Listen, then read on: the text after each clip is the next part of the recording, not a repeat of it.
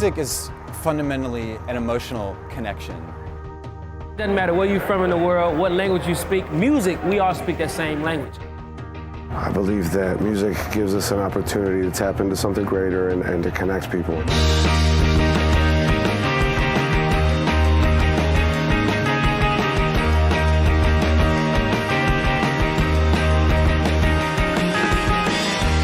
The music industry is kind of like a giant vacuum now, and I think in order for art to thrive, you need a community.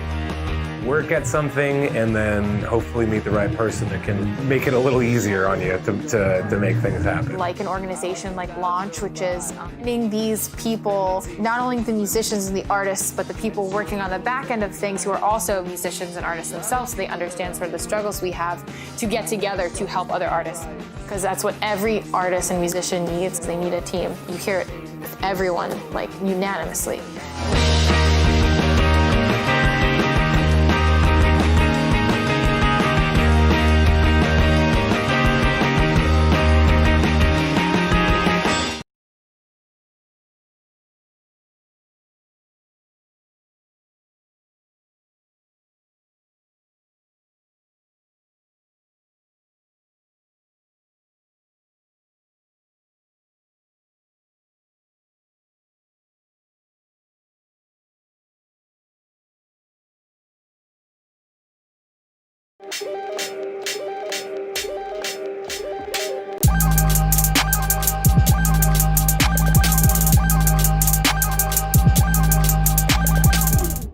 Hey, this is Spencer Froh, and welcome to our new show, brought to you by the Producer's Edge and Launch Global.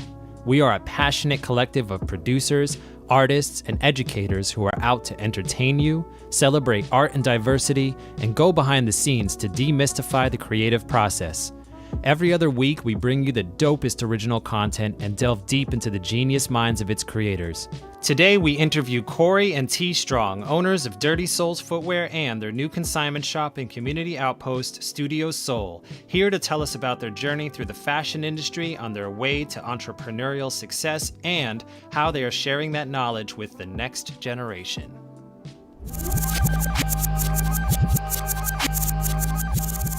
What's your inspiration to get into the shoe business? Ever since I was a kid, I loved shoes. I'm talking all the way back to like 4th and 5th grade. 4th and 5th grade, I think the first pair of sneakers that I ever bought with my own money was a pair of Kangaroos. They were like $60 back in the 80s, to date myself. And it took me a long time to save up to get them, but I did buy those shoes. And that was the first pair that I had.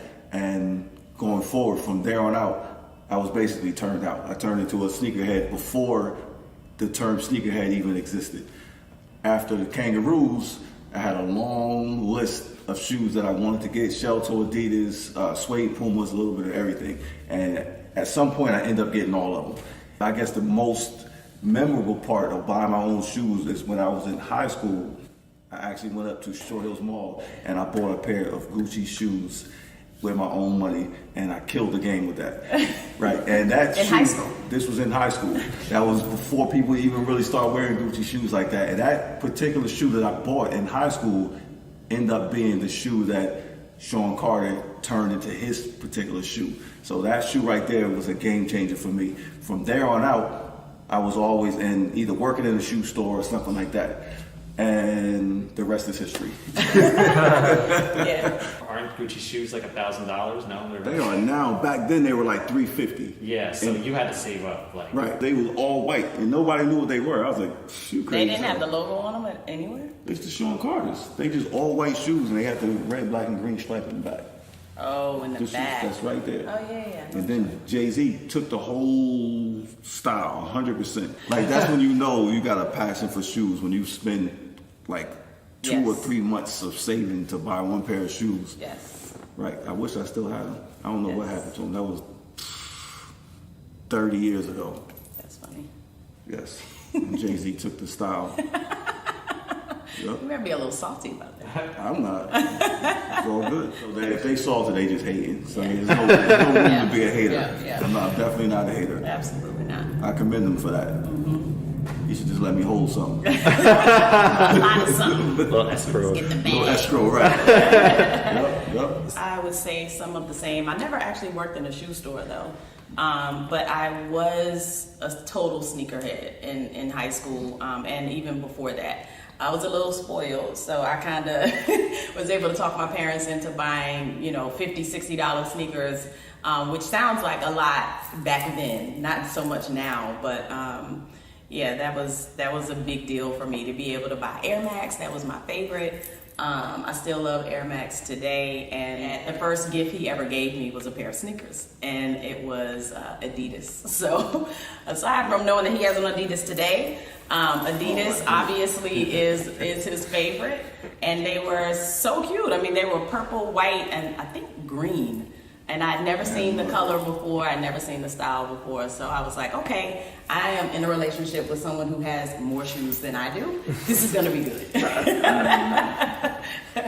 We've had so many businesses, like literally in 93. Right, that's a fact. 1993, we had known each other less than a year or somewhere thereabout. And with his friends from North Carolina, we had a nightclub called Club DYH. Right. And so as under 20, I was under 20, but right around that 21-year-old age, we were actually entrepreneurs. Right. I think I was 23 or 24 when we opened the club. That was the first business that we had, Club DYH. It was in Greensboro, North Carolina, and it was a huge success. It was the bomb. Yeah. DYH stands for Dynamite Young Hustlers. So it was a group of us, and we were like, I'm gonna say 12 or 13 deep. And we all pooled our money together, and we started our own club, and we killed it. Yes. That was the first business that we ever had. It was like $5 to get in or $10 to get in. And it was because Greensboro is very college driven. There's a lot of colleges there, UNCG, A&T, Bennett College, which is an all-girls school. And so we basically were able to attract everybody from all the schools to this one location. And it was super dope. Like every weekend, Friday, Saturday, Sunday. We brought entertainers in, we brought Biggie in, we brought Wu-Tang in, we brought Supercat in, we brought KRS-One in. Like we would have entertainers come in all the time. And we did that in our and early 20s. And Biz Markie like almost lived there. Biz Markie came, he was a North native. He used to come through all the time and DJ, so it was a huge success, and that was back when we were in our early 20s. That was the first business. Then we shut that one down and had another one called Club Elm City. That was the second business.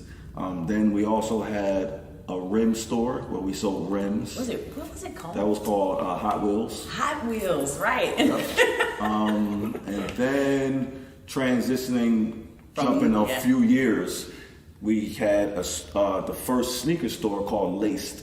Lace was in South Orange, New Jersey. That was our fourth business. And as far as brick and mortar, this would be our fifth, which is Studio Soul.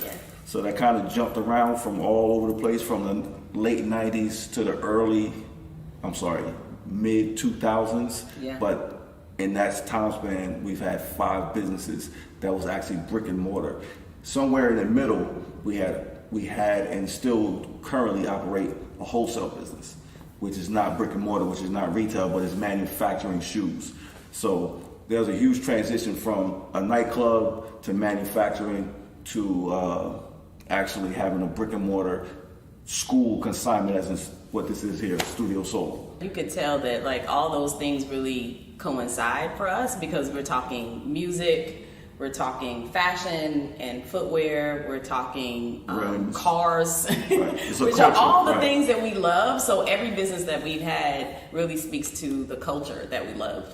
Because that's what we live. It's not something that we study. It's not something it's just second nature. We've been doing it since we were kids. Like that's just, it's in our DNA. That's just what we do. Did you have like an art and design background, or did you meet someone? Like what made you decide to like design and manufacture? Because that's a new world from what you were doing. Yep.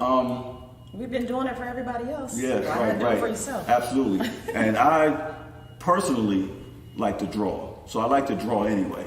So it was almost a natural transition from becoming a sneakerhead to drawing to learning how to manufacture. And when I got into the shoe business, which my very first shoe job was at Perry Ellis. Perry Ellis, I don't know if anybody can ever remember Perry Ellis, but Perry Ellis Footwear was my first shoe job, which was very short-lived. It was only about, let's say, 6 months to a year, somewhere around there.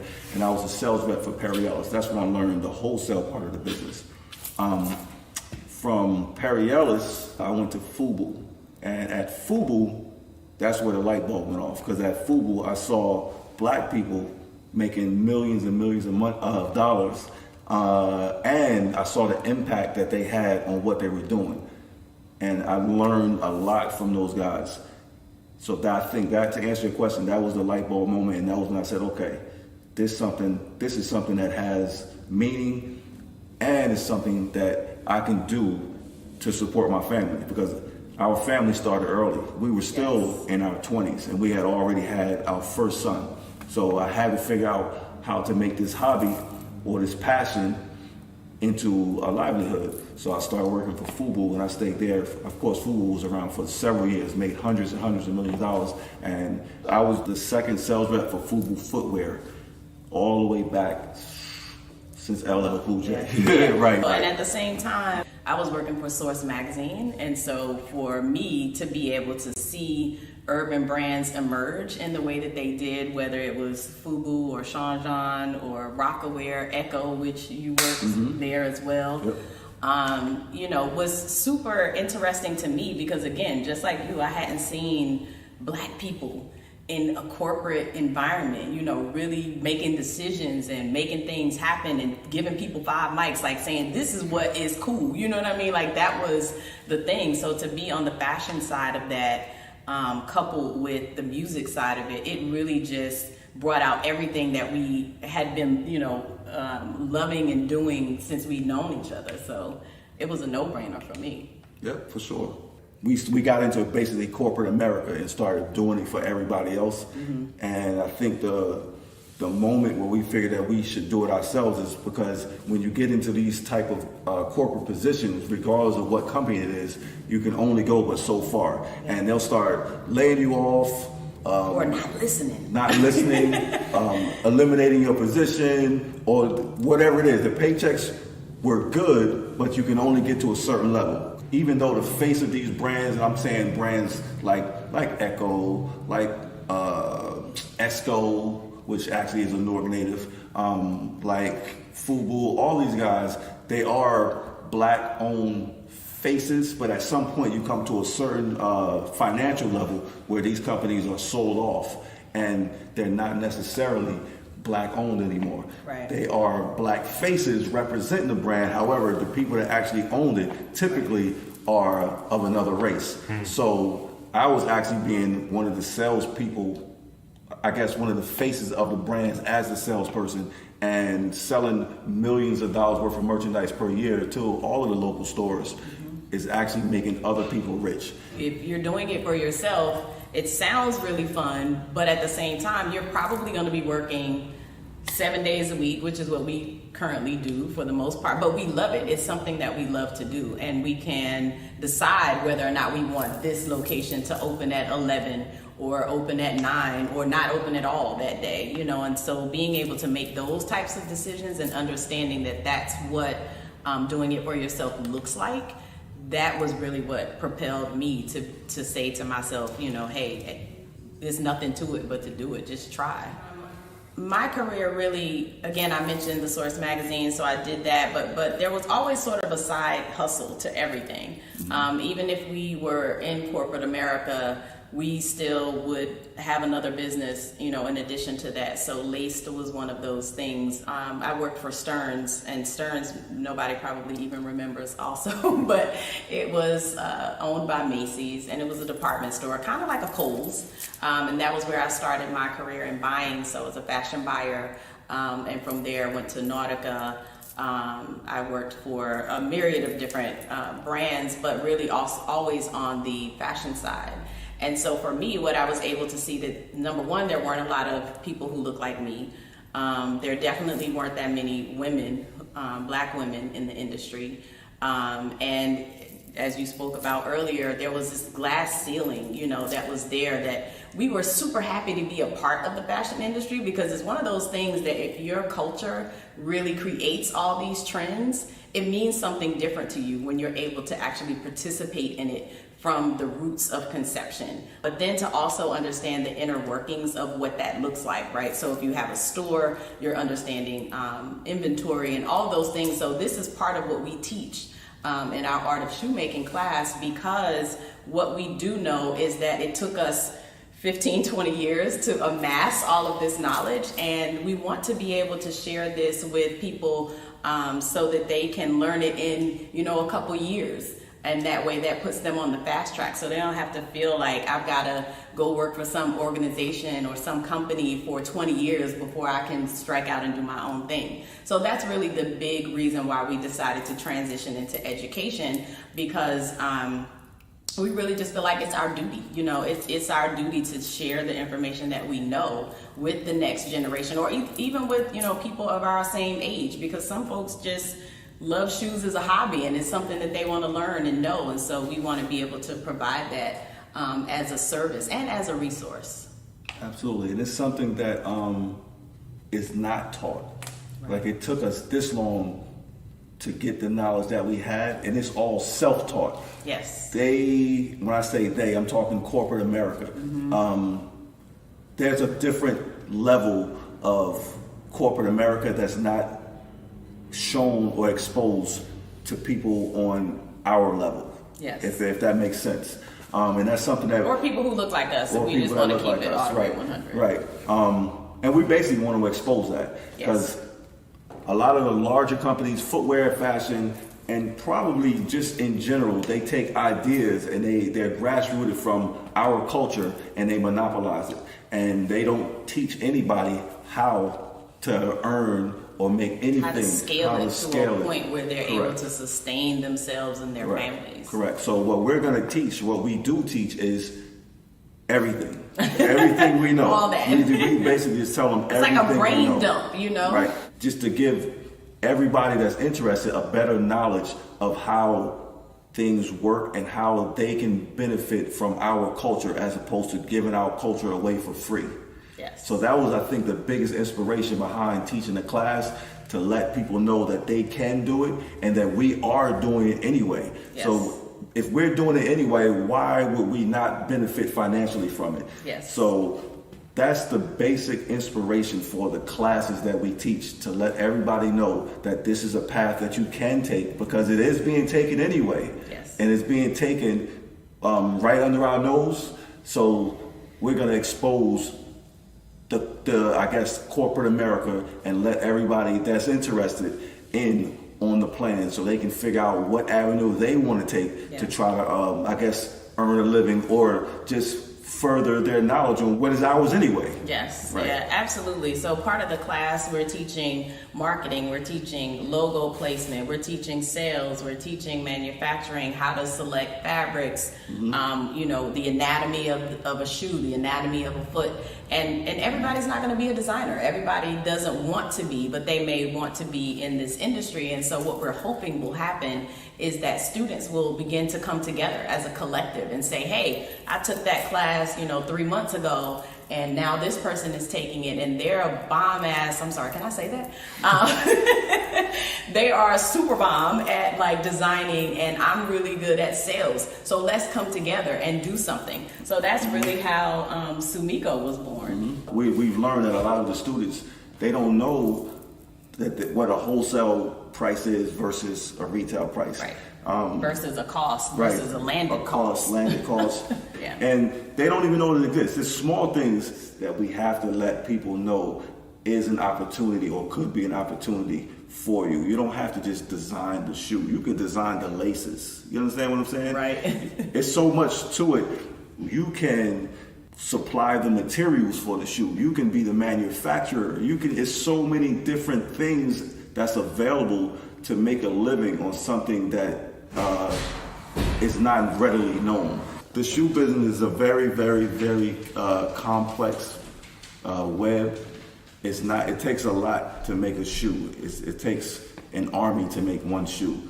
I mean, we're just trying to give you the weapons if you want to be part of this army, basically. I love that. Yeah.